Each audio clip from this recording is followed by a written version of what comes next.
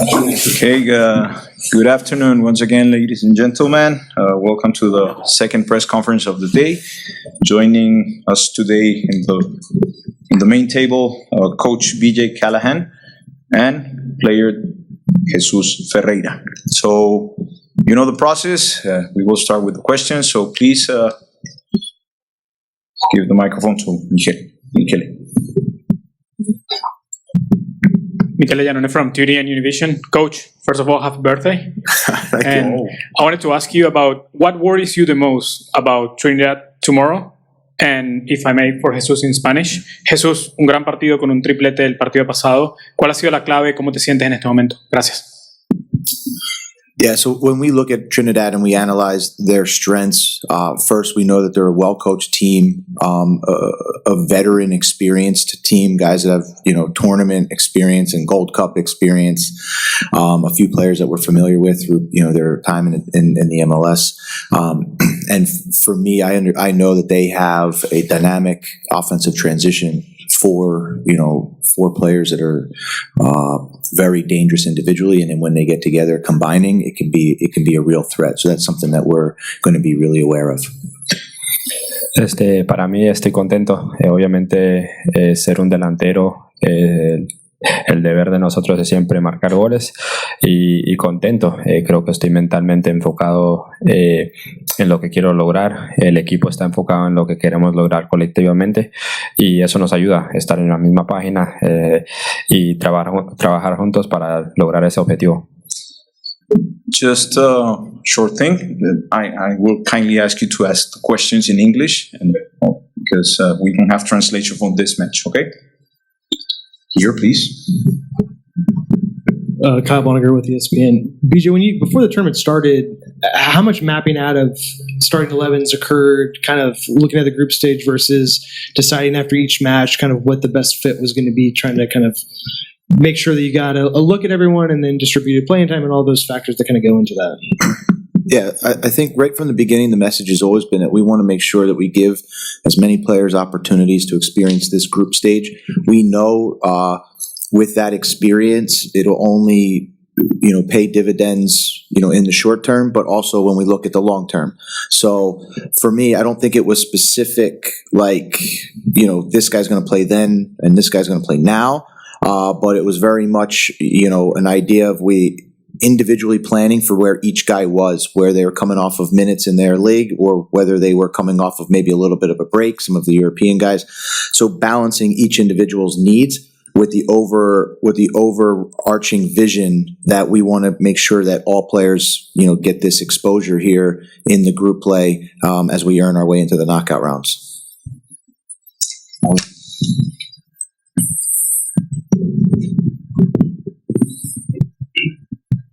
Pilar Perez, ESPN International. Coach, what do you expect from your team in this match, knowing that maybe the goal differential is going to be crucial for you to stay in the first position? Thank you. Yeah, that's a great question. For us, we're going to continue to stay focused on the process of how we prepare and analyze the opponent, the way that we train, and we want to continue to remain true to our identity. We do understand that there'll be an eye on the goal differential, but we're confident that if we play our style of play and we remain aggressive and pressing and dominating with the ball, we have confidence that we'll be able to score the goals and get the result that we need. Okay, please. Kyle Bauman, Sporting News. Coach, this Trinidad Tobago team seems relatively vertical the way they play, at least a little bit. So what is your evaluation of how your team has defended against long balls and counterattacks? And then how do you go about applying that to tomorrow's game? And Jesus, I don't know, I assume you've seen, but maybe not, that some folks on social media have started referring to you as the Pirate of the Caribbean, thanks to your large number of goals against Caribbean teams. How do you feel about that, the little bit of fun there? I'll give you a second. Okay. I would agree. Just like I said earlier, I think Trinidad poses a lot of threats to us, especially with the speed in their attack, their ability to offensive transition, their aggressiveness in the attack. So that's something that we need to be aware of. I feel like in the last two matches we've dealt with the direct play pretty well. So that's going to be something that we continue to stress and something that we feel confident that we can handle. And we're going to continue to emphasize, the position behind the ball when we are in attack. We want to remain aggressive, but at the same time, we have a great deal of respect for their attacking players, and so we'll be organized behind the ball just as much as we talk about being organized with the ball and attacking and trying to score. Yeah, for me, I saw that. I try to stay off social media as much as I can.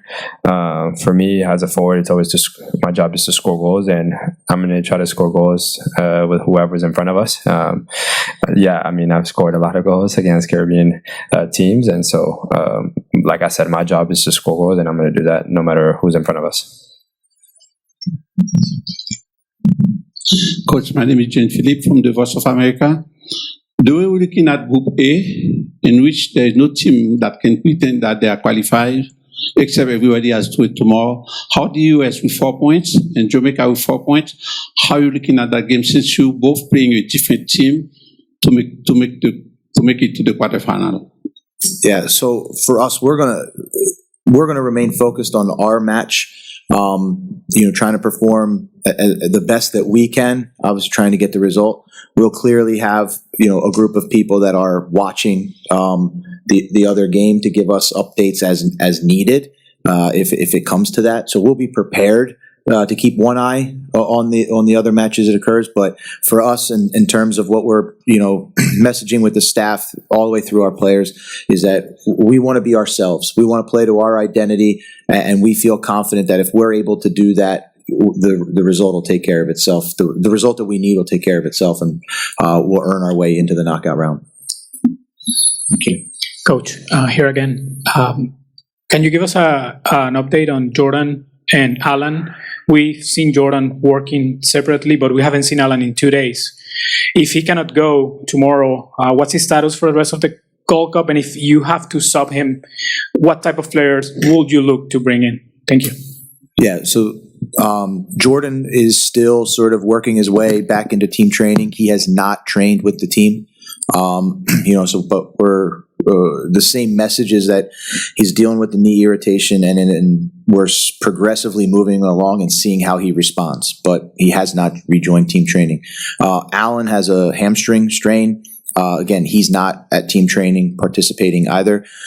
In terms of how we'll deal with that, we'll wait until at least after this match, continue the treatment plan for both of them, and then decide if we have to make a replacement in between, if we're obviously given that opportunity.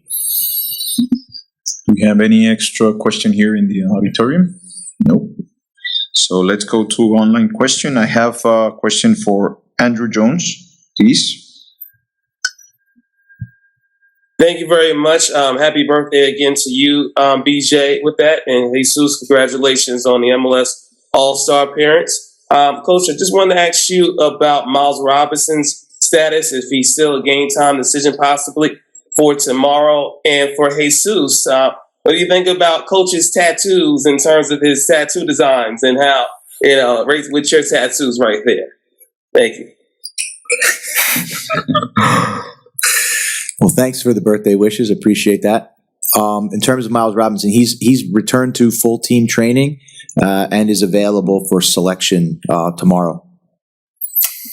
In terms of his tattoos, I haven't seen them all, but I'm pretty sure he can rock them all. Okay, so having no more questions, thank you so much. Jesus, Coach BJ, happy birthday. Thank you. Thank you, guys.